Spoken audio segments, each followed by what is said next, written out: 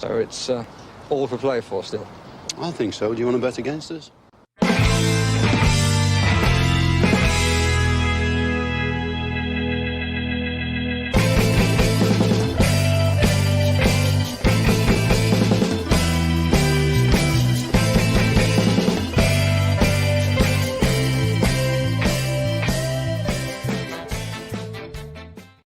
Hi, villains, and welcome to For the Love of Paul McGrath podcast. Two things I want to apologise for. Number one, the blurry background behind me. Well, the reason I was late, I suppose, realistically. Got called away on work. I had to travel for work tomorrow. So that's why we're on at 10 o'clock tonight. So I do apologise for anybody who's here since 9:30. Second thing I want to apologise for is the echoey room. And the third thing I want to apologise for is my very, very amateur Barry White impression with this really deep voice. Apologies, I've been ill the last few days. I can't shake this this voice that's a couple of octaves lower. But I said I'd give it a try because I wanted to come on today and I wanted to chat about somebody who I would class as probably he's up there and probably my joint most exciting transfer link, I think, so far this off season. But when we're talking about attacking players, and I'm going to cop out, I suppose, really, because I have him up there with Mohamed Kudus and with Pedro Gonçalves for the reasons because I think that he's a really good fit for the Premier League. I think he's a really good fit for Aston Villa under Unai Emery as well, and that is Moussa Diaby, Leverkusen winger / number 10 / right wing / left wing, whatever. Anyway, plays across that line, just behind the striker. And I'm going to come out and I'm going to say it straight off. If you read on the internet, you're going to read a lot of different. I'm getting burst into here by a dog. You're going to read a lot of different kind of comparisons for Moussa Diaby. I've heard some wild ones. A really wild one I heard the other day was that Moussa Diaby was Sean Wright-Phillips. That's not what he is. He's small, and he's fast. That's about the only comparisons that the two of them have. I've read as well today that he's an Arjen Robben. That to me is that's too far the opposite end. Arjen Robben is one of the best dribblers of the ball that ever lived. He's not that good. He's good, but he's not that good. Where I put this guy in is somewhere in and around the Freddie Ljungberg category. And I think he's actually quite like Freddie Ljungberg, except he's faster. When you watch him play, he's got all the trickery needed to play in that right side, that left side, as I say, and at times he can play in behind that number 10. At Leverkusen, he's very much a person who is a provider, albeit he has had some sparkling years where he scored a lot of goals. All of you, I'm sure, like I've seen last year, he had 9 goals, 8 assists in Bundesliga. He had 2 goals in the Champions League. He had 3 goals and 2 assists in the Europa League last season. So by all means, the man can score goals. The year before, he had 13 goals and 12 assists in the Bundesliga in 2021, 2022. So he's really blossoming and he's coming into form. But the reason that I find him so exciting is when we look at how he would fit into an Unai Emery system. He's dependable. He's extremely dependable. But the one thing that I suppose the one downside, and you know, it doesn't take a genius to see this when they watch him either, and when you look at his statistics, is he needs help from in the defensive side of things, because he just isn't really tasked with defending the ball at all. But that's fine. I can live with that. I can live with my strikers not being tasked to run back and to spend half the game busting a gut, playing both directions. Because what we saw last season, specifically from the right-hand side, and everybody talks about this inverted right back that Aston Villa are going to play. Some of you might have seen my podcast previously. I'm not as convinced that Unai Emery ever even really wants to play that system. I think that a lot of people have extrapolated that from his time at Villarreal. I've spoken about that before. You go back and look at the previous right backs that Unai Emery has had over the course of his time as a manager. He's had the likes of Koke, he's had the likes of Dani Alves, he's had the likes of Bellerin, he's had the likes of Cedric, he's had the likes of Thomas Meunier. None of those you could really classify as that centre half that's gone out to be right back, that real defensive right back that always their first instinct is to move in and to make that back three. They haven't always. Like you could never accuse Hector Bellerin of ever doing anything like that, nor Dani Alves, nor Thomas Meunier. So what I'm getting at here is the fact that this guy's going to come into the team. Predominantly, I would say he's going to play the right hand side, albeit he can play the left hand side. Didier Deschamps is quoted as saying that he's equally as good either side, and that he brings something to the French team, and he will bring something to the French team over the course of his career, with that flexibility, being able to play in those attacking positions. I think that will be one of the big things that Unai Emery is going to be drawn to: his pace and his flexibility across that front line. Because at the moment, as we know, we've got Leon Bailey who plays there, and it's an interesting thing about Leon Bailey because one of Leon Bailey's best ever career seasons was with Leverkusen as well, and the two of them kind of crossed. Like they played together in that season, and Moussa Diaby scored 4 goals and had 11 assists in that season. And Leon Bailey, whose numbers escape me, but I am going to look them up here because I thought I had this up so that I could quote it. Leon Bailey had a pretty good season the season before he moved to Aston Villa. Now, a lot of people are saying that this is going to be a direct replacement for Leon Bailey. It could very easily be that case, that he is going to come in and just replace his former partner. But the two of them had a very, very good partnership. Yes, Leon Bailey in 2021 had 9 goals, 8 assists in the Bundesliga, playing alongside Moussa Diaby. The two of these players are the only similarity that they have is that they're really, really fast. Leon Bailey is a running straight lines type player. Moussa Diaby is more of a control player. He's a bit of a better dribbler. He can cut inside, as I say. He can come deep. He can break that offside trap like you've never seen before. He is brilliant at it because he is one of I'd say he's one of the fastest players in Europe's top 5 leagues. He has to be when you look at Diaby. Bailey is pace as well, but as I say, Bailey is running a straight line type of pace. And I'm not writing Leon Bailey off. I've never been a person that's kind of written him off. I think obviously if an offer comes in for him to go, if an offer comes in for him that's too good for us to refuse, we may look at it. But I don't think that we're going to be getting rid of Leon Bailey as opposed to adding on top of him and making sure that we've got options there. So why am I saying that as well is because it's immediately thought that if somebody like Diaby came in, it's a definite replacement for Leon Bailey. But we know that Leon Bailey has played a lot under Unai Emery. We know that Unai Emery has favoured him. Maybe that's because we didn't have many other options. But I genuinely believe that Leon Bailey, there could be, there's still juice left to be squeezed out of that player if he has an injury-free off-season. Didn't have it last year. Hopefully he has it this year. He's away at the Gold Cup at the moment with Jamaica. I think they're into the semi-final of the Gold Cup as well. Hopefully he's getting a lot of time there playing with Jamaica, getting a lot of game time, keeping his fitness up. Obviously, he's going to need a week or two off after that. He's not going to be in Walsall at the weekend, as we know. He probably will join up directly from the Gold Cup with the Villa squad in America for their American tour, and he's going to need maybe a couple of weeks to get back up to speed. That's fine. But I think this is more of I think anybody we bring in is going to be supplemental to Leon Bailey. But the reason I'm bringing up Leon Bailey in this instance is these guys have a connection. They have a connection. They've played well together. You can go and you can look at game logs of them on FBref. For any of you guys who want to do, like, don't trust me. Like, this is only my opinion of it. I never come on here and tell anybody what to think. I'm only ever telling you what my own opinion is. And I'm very, very often wrong.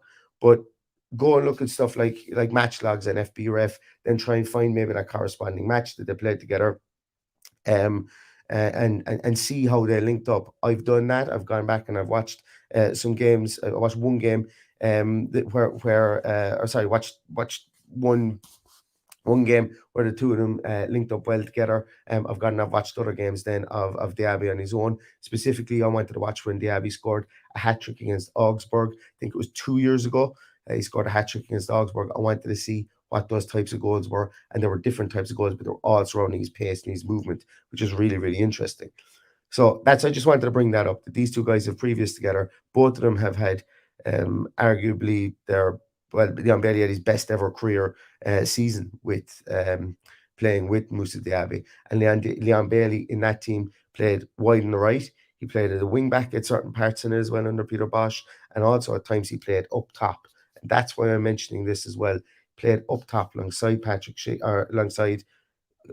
I think it was Patrick Schick in that game I watched as well. So there was a versatility there from his game. There was a versatility from Diaby's game. But I don't want to make this all about a Leon Bailey podcast, so I went very, very tangential there. So more on Mr. Diaby. So he's 23, just going on 24.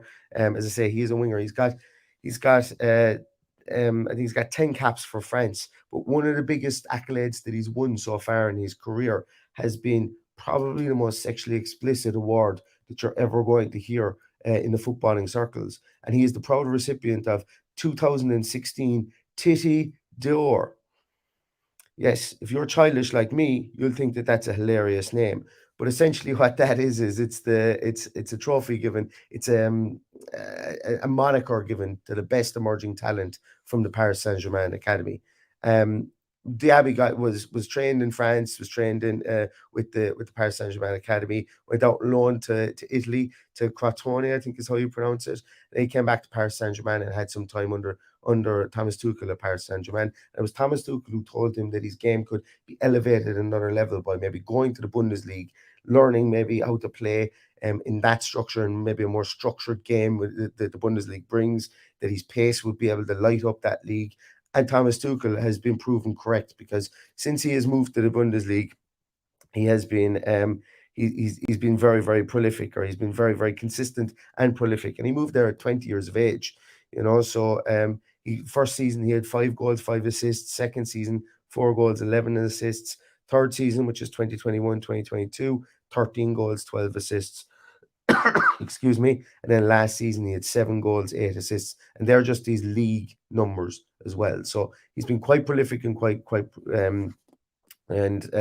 consistent over the years. And what I'm liking to see with it is that there's building within those years. Now, obviously, 2021-2022 has been a bigger year. Leverkusen got back into, I think they got into the well, they did get into the Champions League last season because he had 2 goals in the Champions League, as I mentioned previously. So, lot of football played for somebody that's so young. He's over nearly 11,000 league minutes played. That's outside of cups and outside of any of the European competitions that he's played in as well. And of those 10,828 minutes, he started 122 games. So of those 122 games, he's also contributed either scoring or assisting in 75 goals. So he said 75 goals or assists over the course of his career. For somebody who's 22, that's pretty good. It's better than pretty good. It deserves hype. That deserves hype for somebody that young, because of all those goals and assists, all bar 2 goals and 6 assists have come in the Bundesliga at senior competition. And then those other 2 goals and 6 assists came for Paris Saint-Germain in Ligue 1 when he won the Championnat that year in 2018-2019. He started 10 games for Paris Saint-Germain that year. So he's played at decent levels from a very young age, and he was trusted at 19. He was trusted at 18 for Crotone, but he only played a few games there in Serie A. Then he moved in, as I say, he came back to Paris Saint-Germain at 19, and under Thomas Tuchel, he appeared in 25 games, played 10, scored 2 goals, had 6 assists at 19 years of age. The guy is really talented. The talent is non-negotiable, as I say. He is extremely talented. Whether he fits into the Premier League and how he fits into the Premier League, and whether a team can hide his defensive frailties, which you would expect from somebody who's 5'6.5", who's probably 10 stone soaking wet after a full dinner. Whether a team can kind of mask his defensive non-abilities, so to say, is something else. And I think they can. I think that this Aston Villa team can do that, because I went off on a tangent a moment ago about Leon Bailey, but I was talking about right backs. I was talking about the inverted right backs and whether the inverted right backs are something that Unai Emery is going to play. And until Unai Emery buys somebody that's going to be an inverted right back, I can't say that Unai Emery is going to do that at Aston Villa. And if you were to ask me right now what the situation is going to be until he buys that inverted right back, I think we're going to go with 2 right backs that can play. Yes, the right back will probably hang back a small bit more, and because Leon Bailey wasn't exactly tasked with with with a lot of defending at times last season, specifically when he was playing as number 10. But I think if we've got a Matty Cash at the right back, we will be bringing in another right back for sure, and it'll be interesting to see what happens there. But if you were to ask me whether we're going to play that inverted right back, that specific one fight type player, at the moment I would say why not play 3 at the back and go with 2 wing backs, and then allow your Diaby then to maneuver around up top if there was somebody that they were going to bring in. But I don't know. There's more shoes to drop with regards to other positions, instead of talking about in generalities, or sorry, in absolutisms about what Unai Emery is definitely going to do until we see signings come in, and until we play at least 2 games in pre-season, 2 of the games in the States, should I say, during pre-season. I don't really know what we're going to do with our back 4 and with the people in front of them. But Moussa Diaby, if he was to come in, would need some help in defence. And I think that's okay, because attackers are there to attack. We've got 11 men in the field. We should be able to defend with 9 and have 2 people that are less needed in attack. If we're going to be a ball dominant team, a team that's going to own the ball, a team that's going to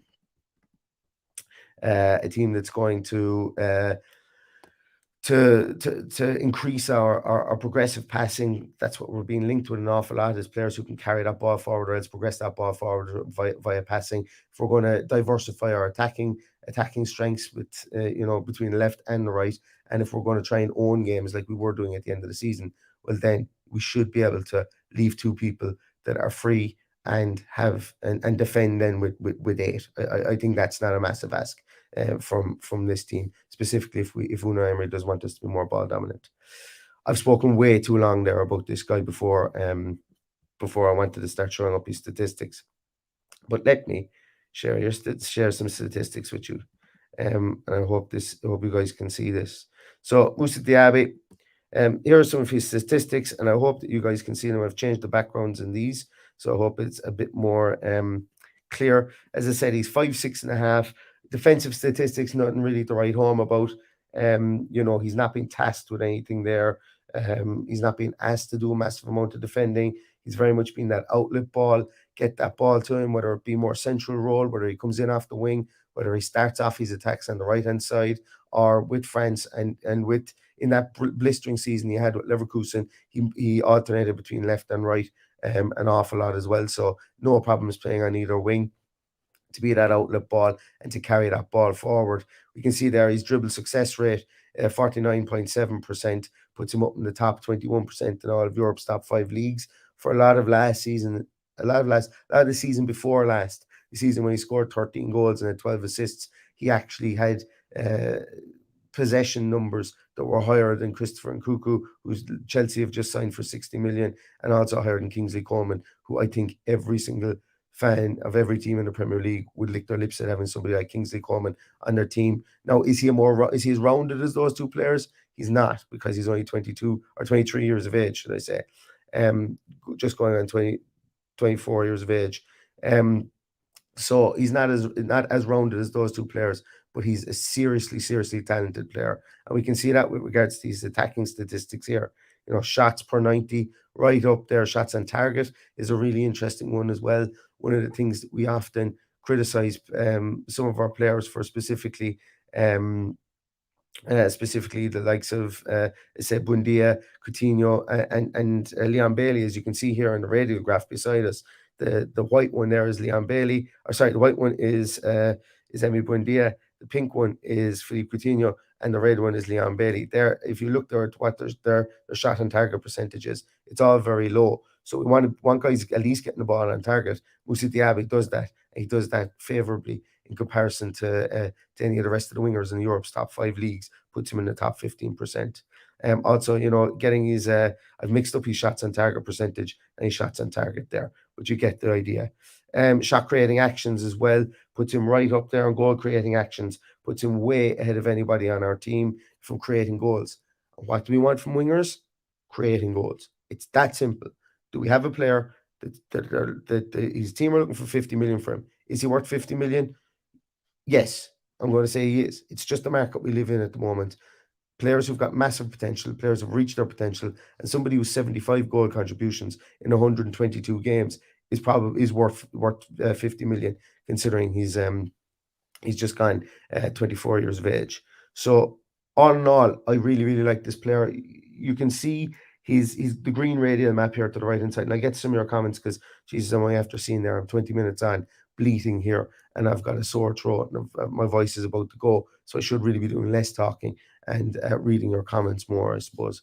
But looking at his map here, we can see that he's more rounded than the players that we have. I mentioned there that he's not as rounded as somebody like Christopher Nkunku or Kingsley Coman, but I would expect them to be more rounded players because they've had more time in the field and they're also a higher caliber player than him at the moment, and that's okay. But this guy, if you look at what his statistics show here, and you watch him play, you can see that he is immediate benefit to this team, and he's immediately encapsulates a lot of the good things that we have in a point. Like, one of the biggest problems, I think, that when we look at Leon Bailey, we know there's talent there. That's why we find him so frustrating. We know there's talent there. We know Philippe Coutinho has talent, and we know Emi Buendia has talent. But there's a consistency level between the three of those guys. And arguably, one of Moussa Diaby's biggest plus points is his consistency. And I think that's what people will like about him. Albeit we've only seen it in the Bundesliga, we've seen it in the Champions League, we've seen it in Europa League, and we've seen it for the French team. Coming to the Premier League, I still think he can bring that consistency with him. Now, what I've also looked at here as well is I've looked at how he fares in comparison to some of the other players that we've been linked with. Oh, this is the wrong one. I had Nico Williams in there as well. Oh well. I seem to have loaded the wrong slides, but I can post them on Twitter later on. So I had a comparison to him with Leon Bailey in his last year in Leverkusen, and I also had added Nico Williams in here. When we look at him here in comparison to what Harvey Barnes, who the white line represents, and Mohamed Kudus, who the yellow line represents, and who also played heavily in that number 10 role, so would have had more of attacking output than him. We see he comes across as a steadier option and is able to contribute in all the right attacking phases to a really, really good degree. So not only is it important to look at him in comparison to the players that we already have, but maybe look at him in comparison to the players that we were linked with. And just as a spoiler alert, for the Nico Williams part as well, Nico Williams was up and down. He's really good ball carrying ability and so on, but he wasn't as rounded or he wasn't as consistent a performer statistically and on the field as a Moussa Diaby is, albeit he's 3 years younger than him, give or take. So I wouldn't expect it. So all in all, this guy, as I say, Moussa Diaby, I'm really excited by him. As I say, between himself, Kudus, and Gonçalves, who I haven't popped on this graphic here for reasons, because I think he's more that second striker player. I think Diaby is someone we should be excited about if we were to sign him. We should have some reservations with regards to his defensive ability, because he's just not being asked to do it. So I don't know, can he do it? From an attacking point of view, I know he can do it. And one of the other reservations I will always have about players is when you're 5'6" and you're about 10 stone soaking wet after a good feed of chips, you always will have questions asked about whether you can bring that level to the Premier League. And from what I've seen, I think he can. So all in all, I would be very happy and excited with this based on fit to the team and essentially what I've seen him do on the field as well. Oh my God, sorry, I didn't even look at how many comments there are. There's like a bazillion comments there as well. Firstly, I want to say thank you very much, Matt Hanlon. Points for podcasters. This will be more lemsip for podcasters, I think, today, because as I say, I'm doing my best Barry White impression. And for those of you who don't know who Barry White is, I can't help you. So let's get to some of your comments there. So Jake says he was starting to have withdrawal symptoms. Somehow knew you'd be covering Diaby today. Thanks, Jake. Yeah, and for everybody, I've taken a few days off, but we're going to try and ramp it up. And then again, I suppose, just to take a break from talking about Diaby for a moment, you guys let me know on Twitter or whatever in the comments here. Sometimes I feel like, is there a point in covering somebody? Is the rumor that off the wall, or is there any chance of it happening? If you guys want to know about him, let me know. But there's a couple of people I haven't covered recently because I felt that there's probably no chance of us signing them. But I'll be led by you guys and see what you guys think on that one. Sarko says, I just can't see us paying the fee required. I can see us paying 50 million for somebody. I can. I can see us doing it. I think we have to. Otherwise, we're going to be getting retreads on players. I just see us breaking our transfer record. Maybe like the initial transfer fee piece. And I'm reluctant to say it about Aston Villa because I know we have to build our costs. We have to build our revenues before we build our costs. And I think the club is in the process of doing that. The club isn't strapped for cash from what I'm being made aware of. By that, I just mean talking to Kieran Maguire, who was in the Price of Football pod, who said that Villa can shoulder stuff at the moment as long as their owners don't decide to sell up and go home. With European football coming back to Villa, and we have increased revenue as well. There's arguments and there's reasons to think that we can go and we can solidify the squad. Also, I'm dancing around the bush by saying financial fair play is a lot of shite and it doesn't exist. And until someone can prove to me that other teams, until someone can prove to me that Newcastle United can go out and spend 70 million on Alexander Isak, can spend 40 million on Botman, can spend whatever 40 million on Bruno Guimaraes, that's 150 million in the space of 10 months, and still stay within financial fair play. Why can't Aston Villa do it? That's my question. They weren't in European football either, so I don't know. I could be proven wrong there, but look, as I say, that's a very amateur look from my point on it. But I can't see us paying the fee, whether it's for this guy. I don't know. I'd pay 50 million for him before I'd pay 50 million for Brennan Johnson. Put it that way.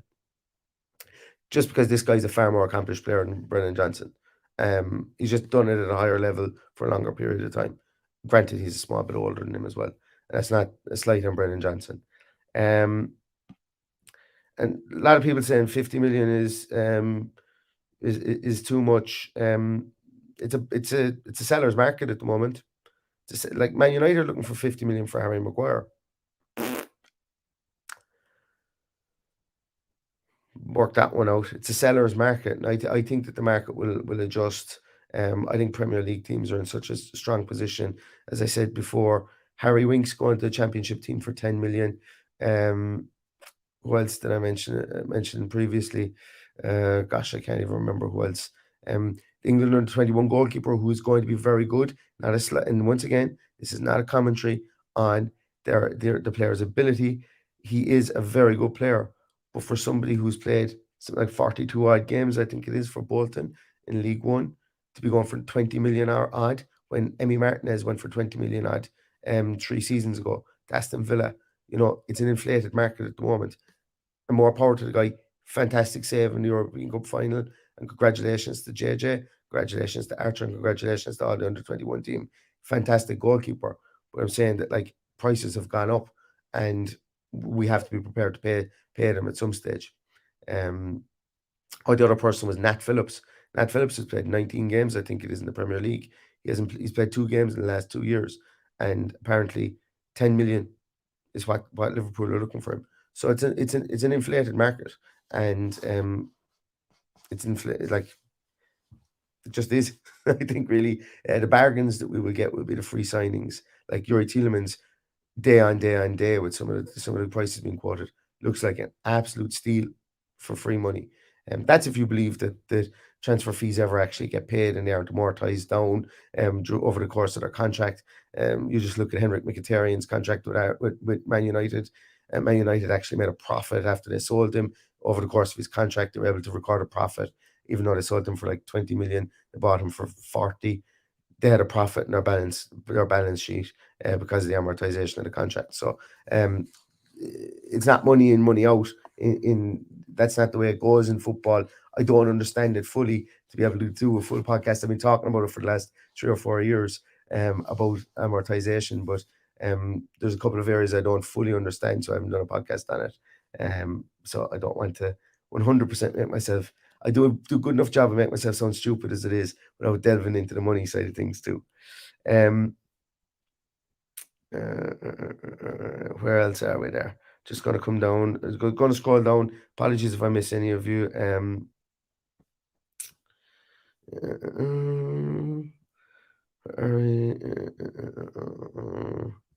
Yeah, sorry there, guys. There's a lot of chat about the 50 million. As I say, I just my own personal view. I think we will spend the 50 million or something like it. I think we'll break our transfer fee. But it's not a question I can fully answer, I suppose, really with any certainty. There's massive amount of comments about the 50 million mark. Sorry, guys, and I'm not keep talking about it. Absolutely, but every second comment I see so far is about the price. Our FFP, and apologies, as I say, I just don't know enough about it. Yeah, a couple of ones there. There's one bit there about Tielemans. Tielemans also the best number 10 at Villa now and signed in a free. Ooh, Duncan, I don't think we're going to see Tielemans in the number 10 role. It could. It could. I suppose really with the Jacob Ramsey situation at the moment, and get well soon Jacob Ramsey and get well soon Alex Moreno. Seen a lot, I suppose, on the internet about, we need to go out and get someone now straight away. And we will. We will sign another midfield player. We will sign another winger. And that's why I'm talking about, I suppose, Bailey is going to be there. It's going to be to supplement Bailey, regardless of JJ's injury. It's going to be to supplement Bailey as opposed to replace him. But I think that we'll be able to play that box midfield that we played last season with Yuri Tielemans in there. Maybe not in the left-hand side, but Yuri Tielemans in there somewhere as opposed to the number 10 position. But then again, he could be utilising the number 10 position if we are in more defensive mode, where we're trying to maybe curtail players a small bit more. He does press high. Now, as you say, he's not the fastest player in the league, but he's not the slowest player in the league either. A lot gets made of the Yuri Tielemans clip where he's busting a gut to get back and he gives up. That's, look, it's one clip under situation for Yuri Tielemans. And yeah, he probably down tools in the middle of the season last season because he just, that's a question he'll have to answer. I'm not here to stand up for him for that, if that was something that he did. But I think he's got good versatility as well, Duncan, and somewhere we could see him playing numerous positions, 6, 8, wide 8, or a 10. I think we could see him in those positions as well. Bruce says, let's get Harry Maguire and stick him on the wing. They'll never see it coming. Okay. Yeah, that would definitely be one out of left field for sure. Rachel says, unfortunately, we've missed the boat for Barnes. So, if we were to believe everything we read in the newspapers, Harvey Barnes didn't want to leave the Midlands because his kids were going to school there and he was settled in the area and he was then going to sign for Aston Villa. And then he was going to sign for West Ham and it was a done deal. And now it very much looks like he's going to sign for Newcastle, and I believe he probably will sign for Newcastle. So what does that lead me to believe?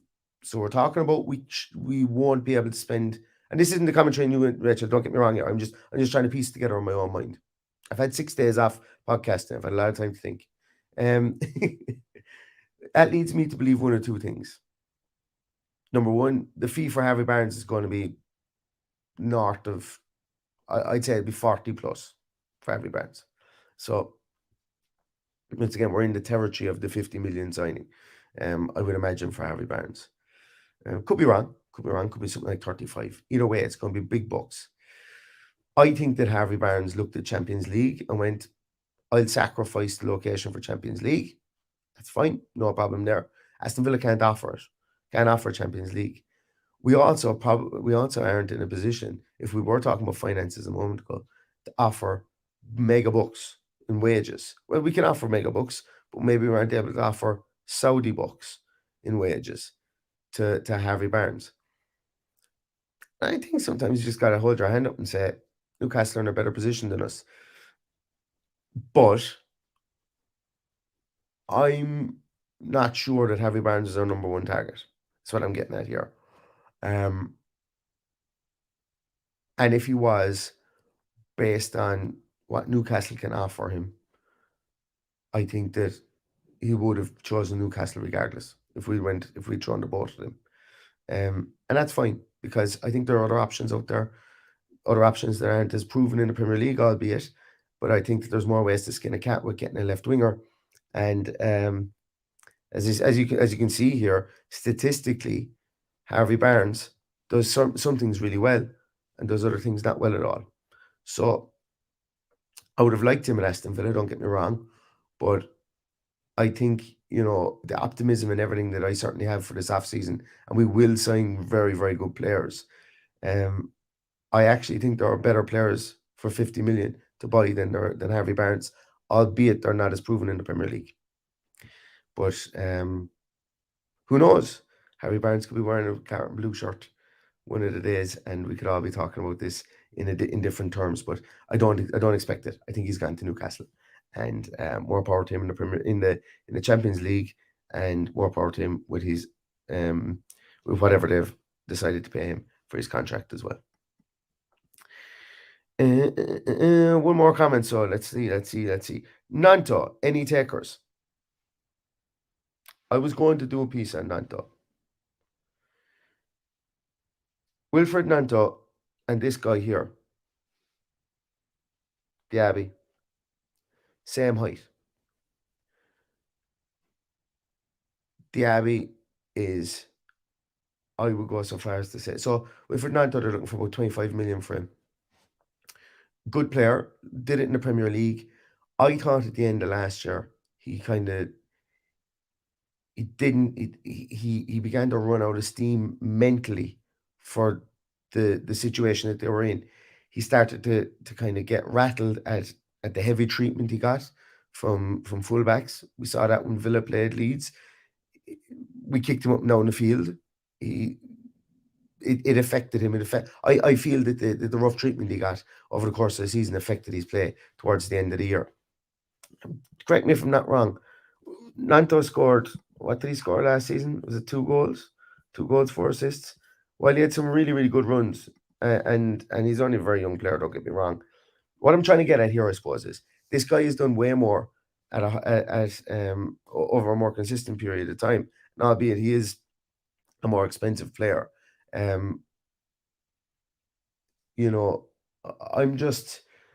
think that Nanto might run out of steam in the Premier League. Is what I'm trying to get at here. I'd like to see more of him before I would pay 25 million for him in the Premier League. And you might call me hypocritical because I'd be willing to pay 40 million plus for this guy who was never played in the Premier League.